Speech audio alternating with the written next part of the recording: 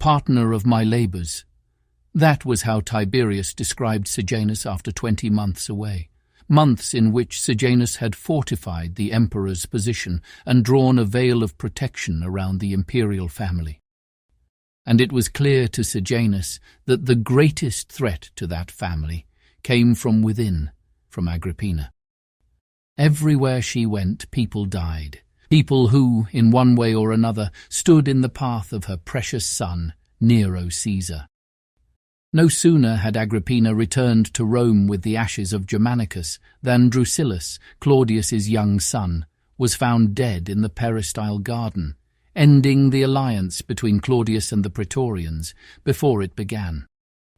And when Castor finally died, Agrippina's sons at long last entered the line of succession, adopted by Tiberius himself. Even the death of Germanicus had taken place under Agrippina's watch. She, who feared poison so deeply that she prepared his every meal with her own hands. And with all fingers pointing at Gnaeus Calpurnius Piso as the murderer, few recalled that when the Rhine legions mutinied a decade earlier, they had called for Germanicus to be made emperor, a sentiment that aligned with Agrippina's wishes. But Germanicus had refused, publicly swearing he would take his own life before betraying Tiberius, and later, on his deathbed, reaffirming his faith in the father of the nation. How did Agrippina feel about her husband by then? Germanicus had been patient, willing to wait on Tiberius rather than remove him. But Agrippina, was she willing to wait at all? Her actions following the death of Castor suggested that she was not. How soon after the adoption of Nero and Drusus was it before Rome's priests and augurs found themselves pressured into including Agrippina's sons in the state prayers? Surrounded by the likes of Gaius Silius, Lucius Apronius, and the senator Titus Sabinus, Agrippina had begun to build a network of protection around her eldest son, one that pushed far beyond the bounds of a mother's proper place within the political life of Rome. Nero and Drusus now belonged to Tiberius and to the state. They were no longer hers. And yet Agrippina continued to hold court with Rome's senators, men already positioning themselves for favour in Nero's eventual principate. But even after the death of Gaius Silius, charged with treason and driven to suicide, and the loss of her allies Socia Galla, exiled, and her cousin Claudia Pulchra, who took her own life after a conviction for adultery, Agrippina still did not know when to quit. At a public banquet, before witnesses, she all but accused Tiberius of attempting to poison her by refusing to eat an apple offered her by his own hand. As a result, Agrippina now lived under quiet confinement in the imperial villa at Herculaneum by order of Tiberius himself. No longer would she be permitted to interfere in the rising careers of Nero and Drusus, who would now be guided by Tiberius, nor would her younger children serve as pawns in her political negotiations. Caligula, Agrippinilla, Drusilla, and Livilla now fell under the watchful authority of Tiberius's mother, the Augusta.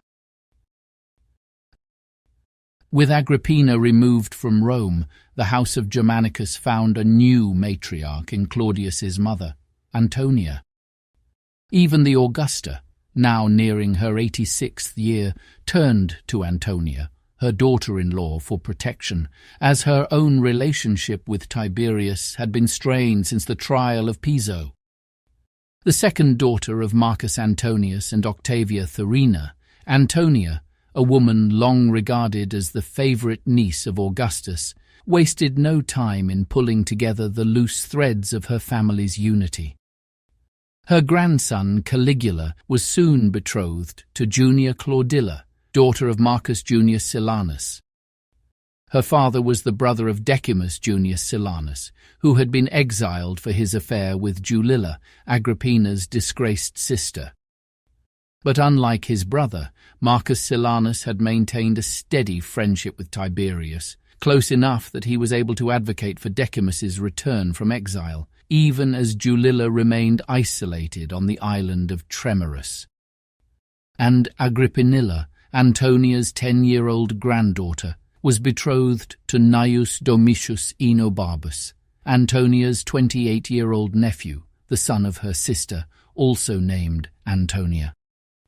Her next granddaughter, Julia Drusilla, was pledged to Lucius Cassius Longinus, while Julia Livilla, the youngest, was promised to Publius Quinctilius Varus, son of the commander who had lost 3 legions in the Teutoburg forest.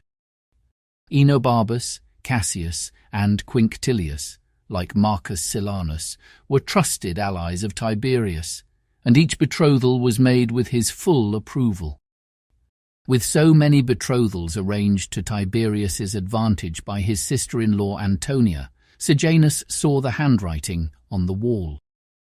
Tiberius was closing ranks, fortifying his house, and leaving little to chance. Was he preparing once again to leave Rome?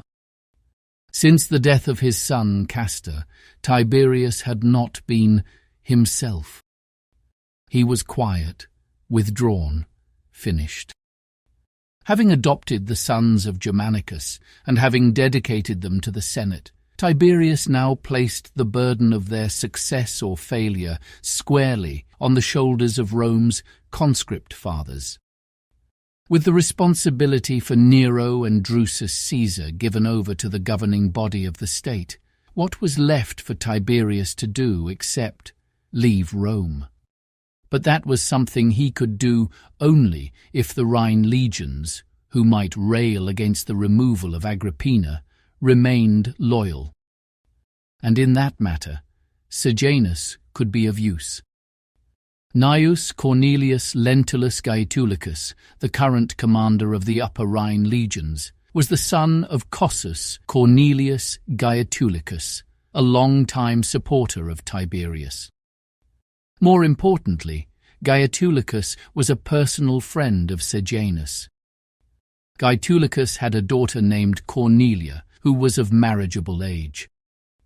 Sejanus had a son, Strabo, who was likewise old enough to wed. And so Sejanus arranged a marriage between them, binding the loyalty of the Rhine commander to his own house and the Praetorian Guard.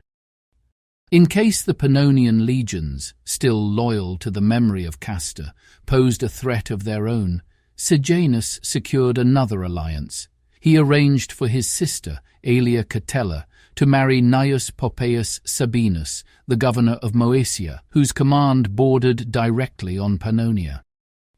With the Rhine legions shored up, and the Pannonian legions shadowed by Moesia, Tiberius was now free to leave Rome, if that's what he wanted. Before the end of the year, Sejanus was summoned before Tiberius. The father of the nation was preparing to journey to one of his villas on the island of Capri. No reason was given, no end date announced. The princeps would withdraw from Rome, leaving the city's day-to-day administration in the hands of Sejanus.